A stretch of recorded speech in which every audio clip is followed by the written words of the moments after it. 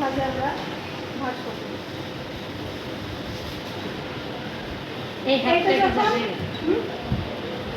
এইটা পুরোটা একইভাবে নিয়ে আসছি না, এইভাবে থাকবে। তারপর এখানে আমরা একটা ট্রায়াঙ্গেল করব বা এই মাথাটা মুড়ে 3 কোণা করে নেব। হ্যাঁ, এটা কি সামোসার ভাজের ফার্স্ট স্টেপ, কিন্তু আমরা এটা সামোসা করছি না, কিন্তু আমরা এটা জিগজ্যাগ করতেছি। এই মাথাটা প্রথমটা শুধু সামোসার মতো আসবে। তারপর এই যে এই বাকি যে অংশটা, এটা কি এই কাপড়ের লেজ, এই লেজটা বারবার ঘুরবে, এই 3 কোণা হয়ে আসবে। না দেখেন, হ্যাঁ জিগজ্যাগ ডিজাইন আসবে।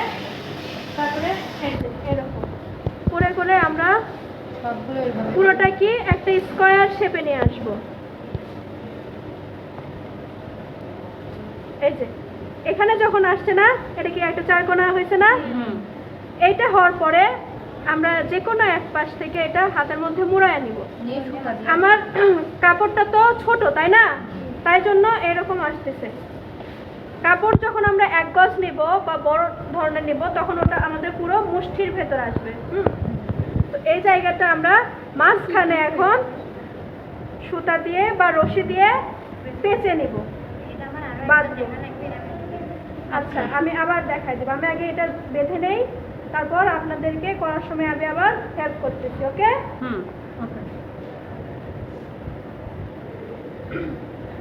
যদি এইটাই শক্ত করে বাঁধি তাহলে হয়ে যাবে। বা আপনারা যেহেতু নতুন, তাই জন্য কি করবেন, পলি ইউজ করবেন। পলি দিয়ে দেখাই দিব, মানে ওটার মতো সেম, ওখানে আবার পলি দিয়ে আবার টাইট করে। একটু আগে আপনারা যে কাজ করতেছিলেন পলি দিয়ে, এটাও পলি দিয়ে করবেন। আমার কাজ কিন্তু শেষ হয় নাই। আপনারা কেন করছেন? ডাইরেকশন শুনতে হয়।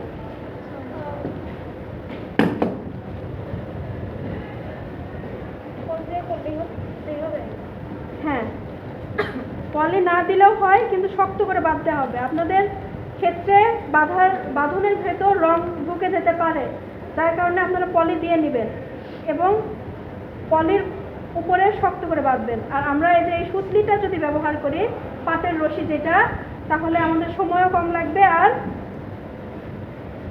কি অপচয়ও কম হবে। তাহলে সুতা দিলে অনেক বেশি লাগছে না?